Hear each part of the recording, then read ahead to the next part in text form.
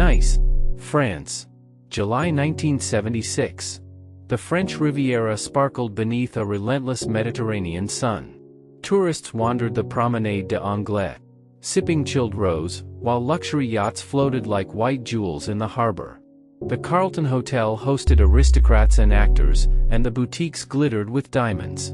But beneath the glamour, something else simmered. France was caught between tradition and upheaval. The Cold War cast its long shadow. Radical politics unsettled Paris. And in Nice, an ordinary-looking bank held a secret that would soon make it the stage for one of the most audacious robberies in history. It was the Société Générale, a fortress of wealth. Behind its steel doors lay hundreds of safe deposit boxes, holding the fortunes of France's wealthy elite. In that summer of 1976, no one could imagine that this building, this sanctuary of the privileged, would be breached. But it would. The man who conceived the plan wasn't a gangster from Marseille. He wasn't a mafioso from Sicily. He was something far stranger. A former paratrooper, a dreamer, a man who believed in rewriting destiny with his own hands. His name was Albert Spaggiari. And to this day, his heist is remembered not for bloodshed or gunfire, but for a single handwritten note that became legend.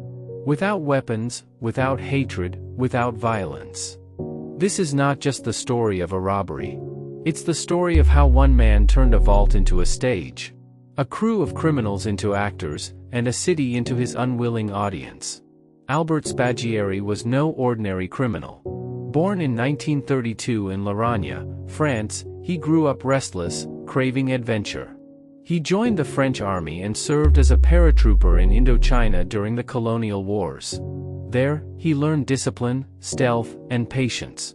But war also left him with something else, a taste for risk. By the mid-1970s, Spaggiari was back in Nice, running a small photography studio. To the public, he seemed eccentric but harmless. A man with slicked back hair, a camera slung over his shoulder, always smiling. But beneath the facade, Spaggiari was restless again. He was fascinated by politics, flirting with far-right activism, but politics wasn't enough. He wanted something bigger. Then came his obsession, the Société Générale Bank. The vault was built like a bunker, with reinforced steel walls buried deep underground. To most people, it was impenetrable. To Spaggiari, it was an invitation. One evening, legend says, he was sitting in his apartment, staring at a map of Nice.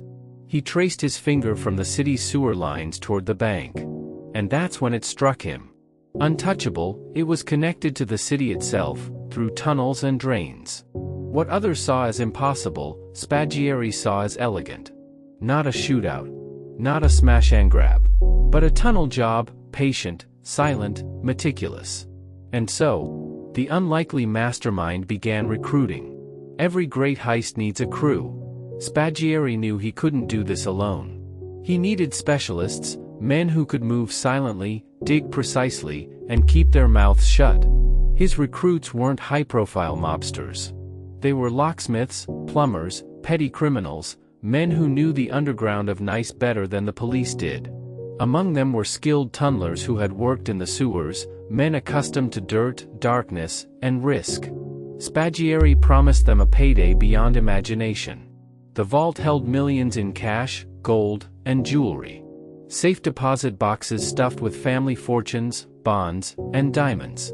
970s France, it was like being promised the keys to another world. The plan was simple but daring. Dig a tunnel from the sewers into the vault. Time it perfectly during Bastille Day weekend, when the city would be distracted by fireworks and celebrations. Spend 3 days inside the bank, looting box after box. Escape without a trace. To prepare, the crew spent weeks studying maps, scouting manholes, and timing police patrols. Shovels, lamps, wooden supports, even a pump to drain water if they hit the wrong line. All of it had to look ordinary, hidden in plain sight. By late spring 1976, the crew was ready. On humid summer nights, the men descended into the sewers. Crawling through the dark, carrying sacks of earth on their backs, they dug inch by inch toward the vault. The air was thick and foul. Rats scurried past their boots. Every strike of the shovel risked echoing into the silence of the city above. They moved with discipline, carving a narrow passage supported by beams. Weeks passed. Slowly, the tunnel snaked closer to the Société Générale. Spaggiari visited often, checking the progress, encouraging the men. He wasn't the one digging most nights, but his presence kept them steady.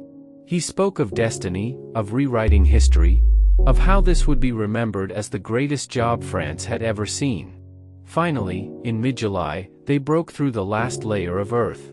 Only a few inches of reinforced concrete separated them from the vault. Spaggiari made a bold decision. They would wait for Bastille Day weekend. The city would be drunk on celebration. The bank would be quiet. And they would step into history. July 16, 1976. It was a Friday night, and the streets of Nice echoed with fireworks and music. While families gathered on balconies to watch the celebrations, Spaggiari and his men lowered themselves into the sewers for the final time. They reached the end of the tunnel. One of the crew pressed a drill into the concrete. Hours passed as they worked in silence, chipping, cutting, pushing through. Finally, with a low crack, they broke through. The hole opened directly into the bank's underground vault. Inside, the air was cool, stale. Rows of steel deposit boxes stretched across the room. No alarms rang. No guards rushed in. They had done it. For the next 3 days, Spaggiari's crew turned the vault into their camp. They brought wine, cheese, and pâté. By candlelight, they feasted and laughed as they worked, prying open box after box. Gold bars clinked. Diamonds glittered in the lamplight. Cash spilled across the floor. They looted hundreds of boxes, stuffing duffel bags until they bulged.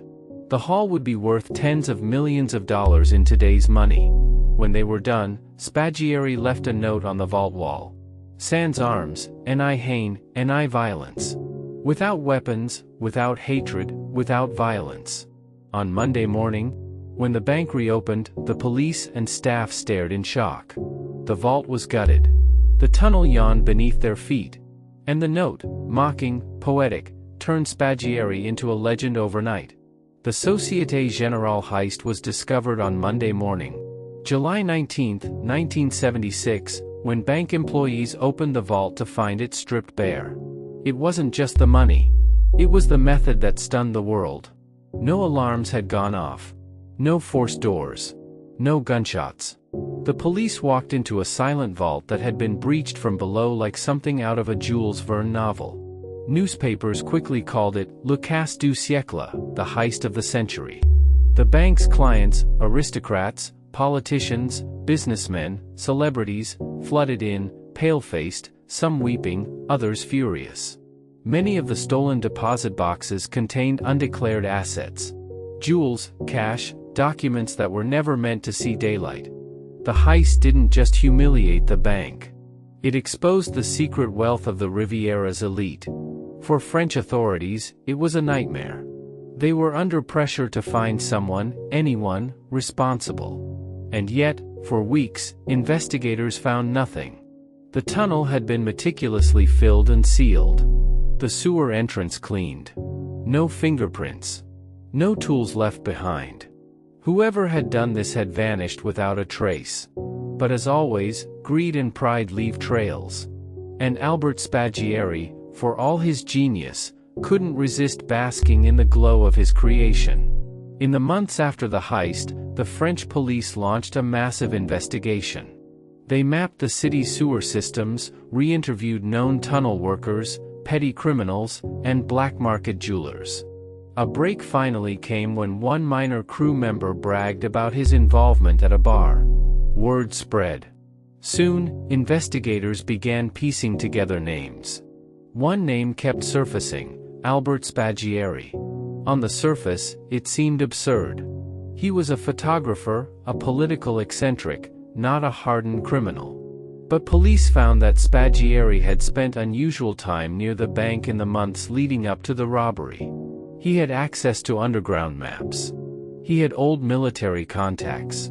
On October 27, 1976, Spaggiari was summoned to the Nice police headquarters under the pretext of a routine meeting with the bank's security director. He arrived wearing a tailored suit and his usual grin. He was escorted into an interrogation room. The door closed. Moments later, he was placed under arrest. Detectives leaned in. "Monsieur Spaggiari, tell us about the tunnel." At first, he denied everything. But when confronted with mounting evidence and informant testimony, his smirk faded into something colder. Finally, with a wry smile, he admitted enough to confirm what they suspected. But he never revealed the full list of accomplices, nor where the loot went. He was charged and remanded in custody. Spaggiari's courtroom hearing was scheduled for June 1977. The press swarmed outside the Palais de Justice. Cameras flashed as he entered in handcuffs, but inside, he was calm, even cheerful. Then came the moment that would elevate him from criminal to legend. During a break in the proceedings, while handcuffed but momentarily unguarded, Spaggiari jumped out of a second-floor window, landing on a parked car below. Incredibly, he wasn't seriously injured. Waiting for him was a motorbike, revving in the alley. He hopped on, disappeared into the streets of Nice, and was never caught again. For years, rumors swirled. Some claimed he fled to South America. Others said he lived quietly on a farm in Latin America, protected by powerful friends. He even sent letters to journalists, cheeky, poetic messages, as if enjoying his role as a phantom. Albert Spaggiari became a folk hero to some, a ghost to the authorities, and a nightmare to banks across Europe. The Nice tunnel heist wasn't just a crime. It was a performance. Albert Spaggiari didn't storm the vault with guns. He dug into it with patience, precision, and a sense of theater. He believed in elegance, in a heist that would echo through time without bloodshed. Without weapons, without hatred, without violence. That line wasn't just a flourish. It was a philosophy. Never fully recovered. Many of his accomplices melted back into obscurity.